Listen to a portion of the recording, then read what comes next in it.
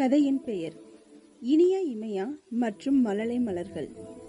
ஒரு நாள் இனியா இமையா இருவரும் காட்டுப்பாதையில் நடந்து கொண்டிருந்தனர். அந்த காடு சாதாரணமல்ல. அதில் எங்கே பார்த்தாலும் சிறிய காற்று மணி ஒலிக்கும். யார் மணி ஊதுறாங்க?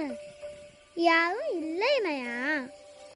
இந்த காடு இசைப்பாடு மாதிரி இருக்கு. ரகசிய மலர்கள். சில தூரம் சென்றபோது அவர்கள் ஒரு சிறிய திறந்த இடத்தை கண்டனர். அங்கே மழலை மலர்கள் என்று அழைக்கப்படும் பொன்னிற சிறிய மலர்கள் இருந்தன. ஆனால் ஒரு மலர் மட்டும் வாடி போய் இருந்தது. பாரு, இது ஏதோ பிரச்சனை போல இருக்கு. இந்த மலருக்கு நம்ம ஏதாவது செய்யலாமா? சிறிய குயில் வந்து உதவி கேட்கிறது. அந்த நேரத்தில் ஒரு அழகான நெஞ்சிருக்கும் குயில் கீழே பறந்து வந்தது. இந்த மலருக்கு சிரிப்பு தேவை. சிரித்தால்தான் இது மீண்டும் மலரும். மலருக்கு சிரிப்பா?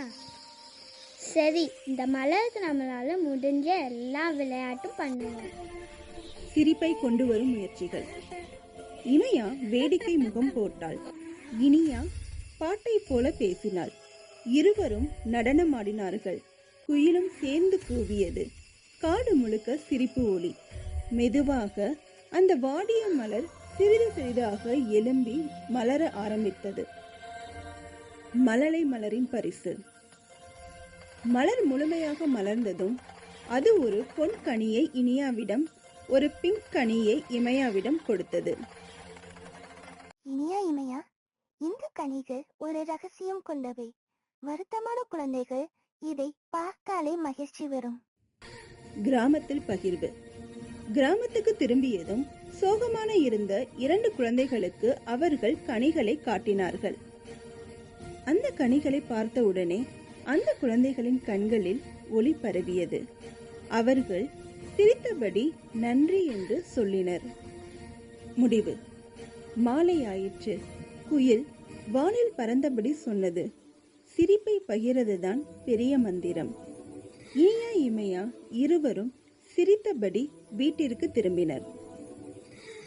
ஒரு சிறிய சிரிப்பாலும் ஒரு பெரிய மகிழ்ச்சி பிறக்கிறது.